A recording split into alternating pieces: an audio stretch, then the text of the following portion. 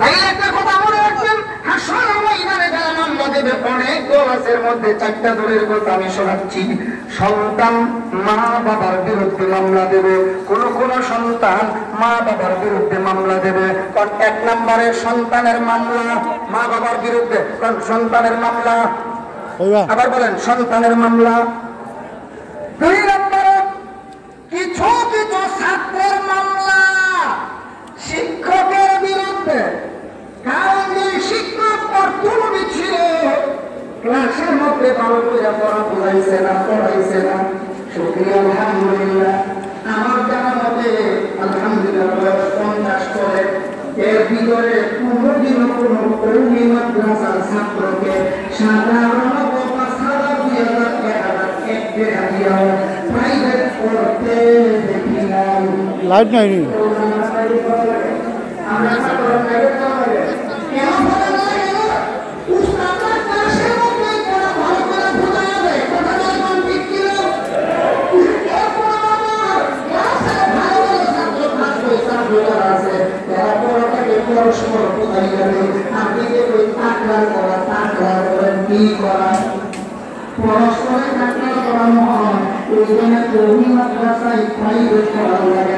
আমরা প্রতিষ্ঠানের শিক্ষক কেমন আছে, ক্লাসে ভালো করে পড়াই না পড়াইয়া প্রাইভেটের ব্যবস্থা রাখে, এখানে তাকে পড়াইতে হয়।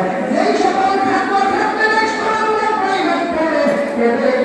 পরীক্ষায় নাম্বার পড়াইয়া দেয়, যারা প্রাইভেট পড়ে না, যারা নাম্বার পায় না, তখন নাম্বার তুলনামূলক কেন প্রাইভেট পড়তে আসে না, কথা বলে বলেন ব্যক্তিরা। এবং অর্থনবী শিক্ষক ছাত্রের জীবন ধ্বংস করে, বলেন ঠিক কিনা। ওই কিছু কিছু কাজের বিরুদ্ধে সাকরাত মামলা দেবে হাসরের ময়দানে।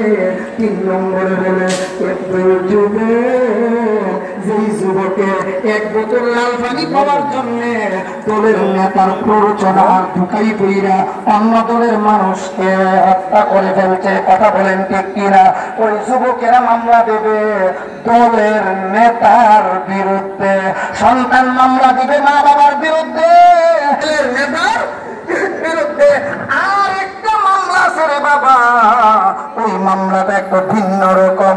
আমার আপনার নবী মামলা কুরআনুল কারীমে আল্লাহ তাআলা বলেন, ওয়ায়াউমা ইয়া'আদ্দুজ যালিমু আলা ইয়াদাইহি ইয়াকুলু ইয়া লাইতানি ইত্তাখাযতু মা'আর রাসূলি সাবিলা ইয়া ওয়াইলাতা